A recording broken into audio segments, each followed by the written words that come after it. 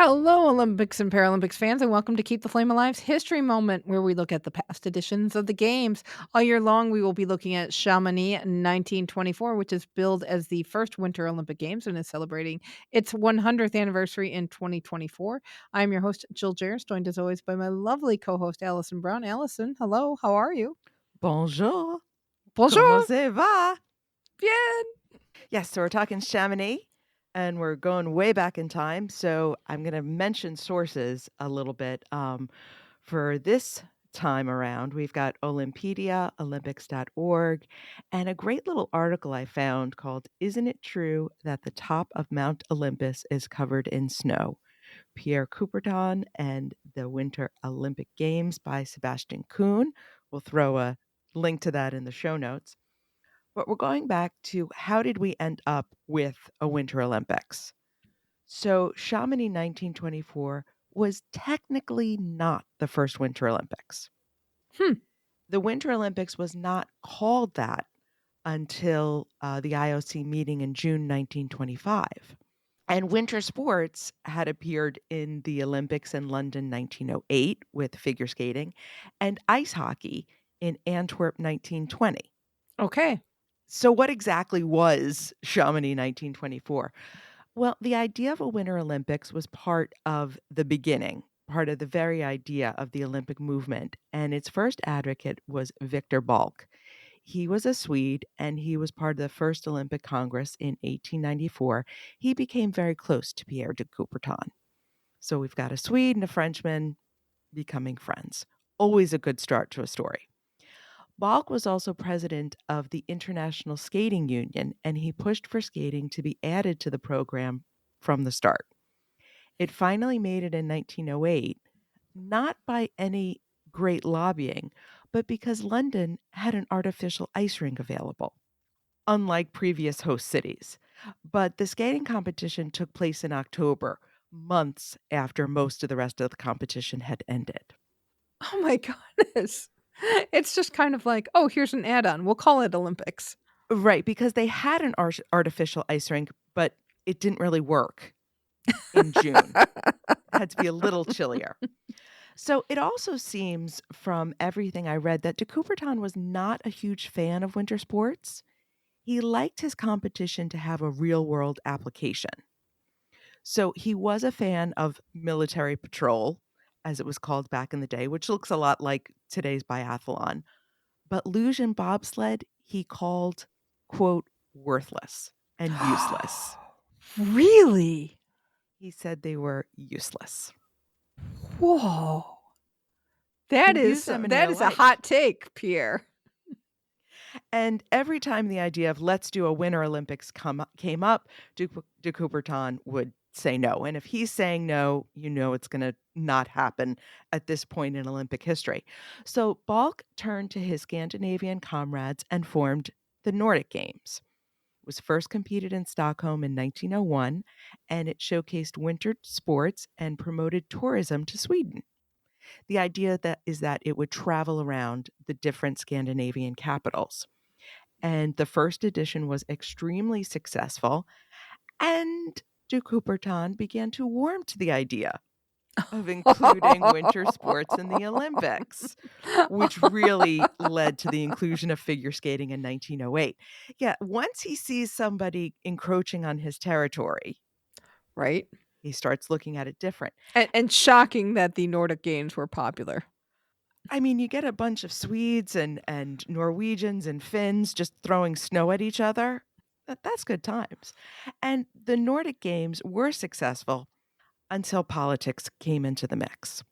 So Norway broke away from the Swedish crown and boycotted the 1905 edition. The Swedes, in turn, refused to invite the Norwegians to the 1909 edition. Full participation of the Nordic Games was to be restored for the 1913 edition, but there was still a lot of tension. Meanwhile, Finland's sitting over in the corner. Just, we'll be there. We'll show up. So, Stockholm, if you remember, hosted the 1912 Olympics. And that seemed like a great opportunity to include more winter sports or even organize a whole Winter Olympic edition. But Sweden did not want a Winter Olympics because it was holding the Nordic Games in 1913. Oh, interesting. So many members of the IOC started to support the idea, but de Coubertin was still not keen. He was really worried about spreading the Olympic ideal too thin. He wanted the Olympics as they existed to really gain traction before we start doing other things. That's not a bad line of thinking because again, how many times are we running into, "Oh, there's an Olympics here. Oh, I guess I'll show up and play." Or the athlete who did not realize they were in the Olympics and won. So instead, for Stockholm, de Coubertin added modern pentathlon. So useful, but it came from a useful idea as a soldier, Mhm. and an art competition, which, Oh, is by the that way, de Coubertin won himself a medal. right, right, but that's really he added the art competitions in order to, like, kinda stall the Winter Games? That you have to read into his soul a little bit. Okay. But the idea of making it a bigger event was very Mhm. popular.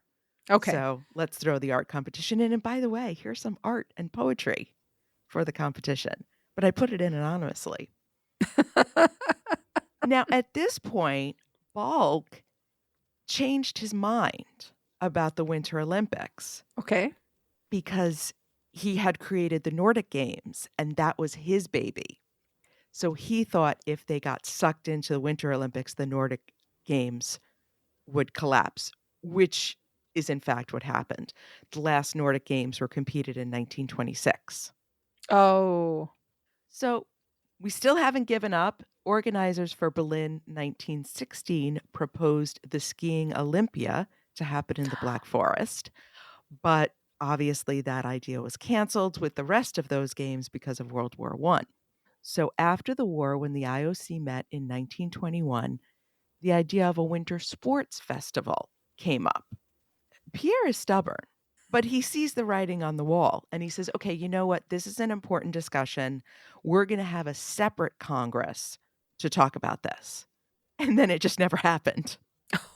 So in 1922, the French Olympic Committee, who would be hosting the Games in Paris in 1924, proposed an event to showcase skiing, skating, and ice hockey.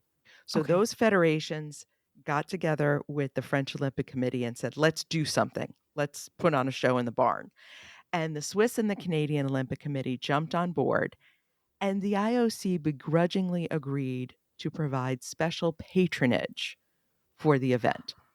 The Swedes and Norwegians agreed to this, but only if the word Olympic would not be used and the medals would be distinct from the ones awarded in Paris. Interesting. In a way, the Winter Games was really designed to kinda get people excited about Paris 2024, the Summer Olympics. Exactly. And remember, at this point, we had St. Louis and London, and these games that lasted months, that weren't happening in this 17-day span that we're used to. So if you've got winter events happening in January, February, why isn't that just part of the Right. Paris Games? But they had to distinctly call it this winter festival. Interesting. So we get a name. You're going to love this, and you're going to love my attempt at the French. La Semaine Internationale des Sports d'Hiver de Chamonix, Ooh, la la. or Chamonix Week of International Winter Sports. It ran from January 24th to February 4th, 1924. 260 athletes on 16 teams competed in 16 events, showcasing the best that winter sports had to offer at the time. The festival looked much like the Olympics. There was an opening ceremony with a parade of nations, an athlete's oath. There was a closing ceremony. There were medals that when you look at them, really don't look that different from the Paris medal, except instead of a Greek god on it, you have a man wearing skis and holding skates and other winter things on it, but it clearly is an Olympic medal. And despite their initial resistance, Norway and Finland cleaned up and topped the medal table. An estimated 10,000 spectators paid for tickets. Not bad. There were many more free tickets available, so there people watched a lot of the events. They don't have a precise count. They just know how many tickets were sold. And the event cost 3,000,000 francs, but those 10,000 tickets are the only money they made. Wow. That is some effort to put into advertising. But it was considered a great success. So, of course, Pierre de Coubertin had some lovely things to say at the closing ceremonies. And I quote, "Winter sports are among the purest. And that is why I was so eager to see them take their place in a definitive way amongst Olympic events. They will help us to keep a watchful eye on the athletic ideal, to keep it from all evil.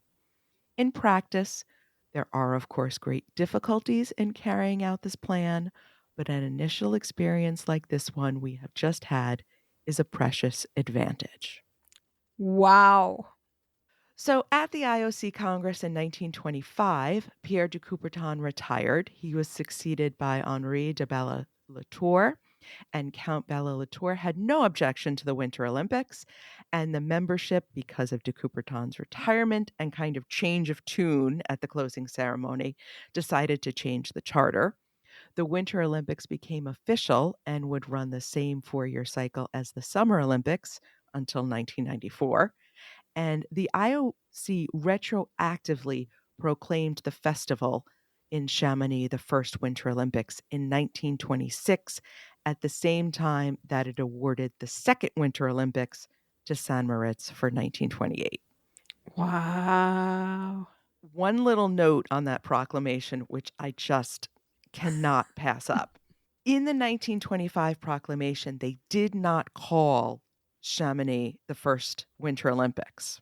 Wasn't part of the notes, but they blamed the secretary who was Oh. taking the minutes, saying that that was supposed to be in the proclamation, but the secretary made a mistake. Wow. Throwing people under the bus since 1924. So they basically just started referring to it as the first Winter Olympics. And in the proclamation for St. Moritz that was made in 1926, they said, oh, this is going to be the second one, kind of after the great success of the first one in Chamonix. That is so interesting that the IOC basically got forced into adding this event on their calendar. And at first, it was going to be kind of part of the summer. And the original intent was that it would always be hosted by the same country. And we'll see that happening a few times throughout. So that changes as it goes along, and the Winter Olympics becomes its own entity. Fascinating. Well, I am excited to hear stories from this first Winter Olympic sports festival. Not quite an Olympics yet, but we'll retroactively call them one. And So next time, we're going to get into the competition, but not any competition that actually happened in Chamonix. ooh, I'm looking forward to hearing that. On that note, we will close this episode. Thank you so much for listening, and until next time, keep the flame alive.